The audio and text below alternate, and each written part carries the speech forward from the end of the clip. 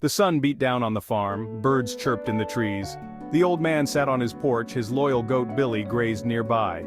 Billy was more than a pet, he was a friend, a companion. The old man loved to watch him graze. He admired Billy's playful spirit and smiled, content in the quiet afternoon. Suddenly, a commotion, a desperate bleating. The old man's blood ran cold. He leaped from his chair, his heart pounding in his chest. He raced to the well at the edge of the property. There he saw the unthinkable. Billy had fallen in. The old man peered into the well's depths. The water was rising. Billy struggled to keep his head above the surface. Panic swelled in the old man's chest. He had to act fast. He scanned the area, his eyes darting back and forth. There was no rope, no ladder, nothing to help him reach Billy. Despair threatened to engulf him. He couldn't lose Billy, not Billy. He raced back to the shed, his mind racing. He had to think, and he had to think fast. The old man grabbed the tire. It was heavy, cumbersome, but it could displace water. He dragged it out of the shed. He rolled it towards the well. His heart pulsed with a glimmer of hope. Next, he gathered the pipes. They were different sizes, some rusted, some bent, but they could be connected. They could create a conduit, a way to channel water. The old man's mind buzzed with the possibilities. He grabbed the rusty bucket. It was dented and worn, but it was still sturdy. It could still hold water. He ran back to the well. Each step pulsed with renewed energy. The old man was a whirlwind of activity. His movements were fueled by desperation, yes, but also by a dawning hope. He was going to save Billy. He could feel it. The old man started working. He lowered the tire into the well. It splashed into the water, partially submerged. The water level rose slightly. Good, he needed it to rise. He began connecting the pipes. He fit one into another, creating a long makeshift tube. He secured them with wire, his hands working quickly, surely.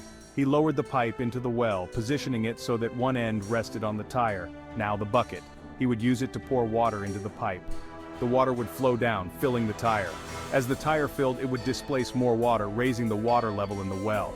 It was a simple plan, a desperate plan, but it just might work. The old man began pouring water into the pipe. He worked tirelessly, his muscles aching, his breath coming in ragged gasps.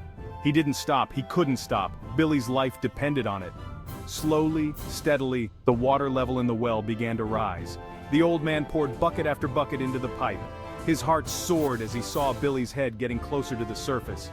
Finally, after what felt like an eternity, the water level was high enough. Billy was within reach. The old man leaned over the edge of the well, his arms outstretched. He grasped Billy's scruff and pulled him to safety. Billy collapsed onto the ground, soaked and shivering. But he was alive.